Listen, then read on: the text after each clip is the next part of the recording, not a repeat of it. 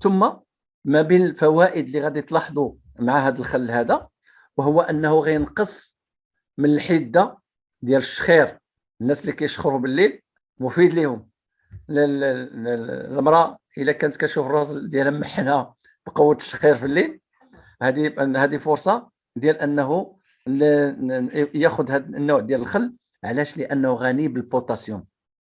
هذاك البوتاسيوم كيحاول يساهم في ازاله المخاط اللي كاين على المستوى ديال النيف، والمخاط اللي كاين على المستوى ديال دوك لا كونجيستيون، ولا داك الثقل اللي كان جات النيف، واللي كان جات كاع القصبه الهوائيه، كيحاول يخففها، وكيولي هذاك الشخير كيبدا ينقص ينقص ينقص. وكيفاش يمكن له ياخذ الانسان؟ ياخذ معلقه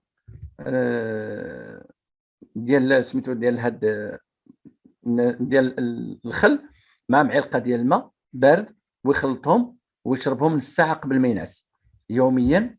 واحد سميتو حتى يحس براسو بانه هذاك الشيء اللي فيه بدا كيمشي كيمشي كيمشي كيمشي، ولما يتخلص منه غتلقى بان النسبه ديال الشخير بدات كتنقص بواحد الشكل عجيب وعجيب جدا. اذا سميتو اولا كينقي لي النيف ديالي، كينقي لي ما بين النيف والقصبه الهوائيه، وكينقي الطريق ديال القصبه الهوائيه، وكيحاول يخفف كذلك على الريه. هذاك الشيء اللي كيكون كما كيقول داك الاحتقان اللي كيكون على المستوى ديال الريه.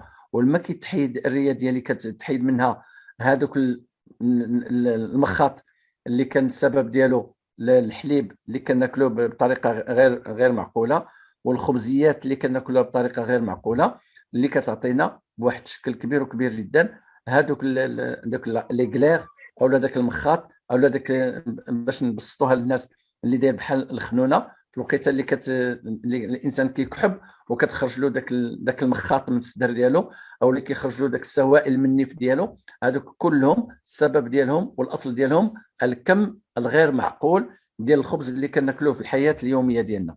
وبالتالي لما كيكون الانسان كياكل بعشوائيه الخبز، وكياكل بعشوائيه الحليب والمشتقات ديالو، اوتوماتيكمون النتيجه غيكون عنده واحد الكم ديال المخاط على المستوى ديال الذات ديالو كبير وكبير جدا. فكل ما تخلصنا منه كل ما غيحس الانسان بواحد الراحه، واحد الاريحيه على المستوى ديال الجهاز التنفسي، وكذلك على المستوى ديال القصبات المؤديه من الجهاز التنفسي الى غايه الانف، وكذلك حتى من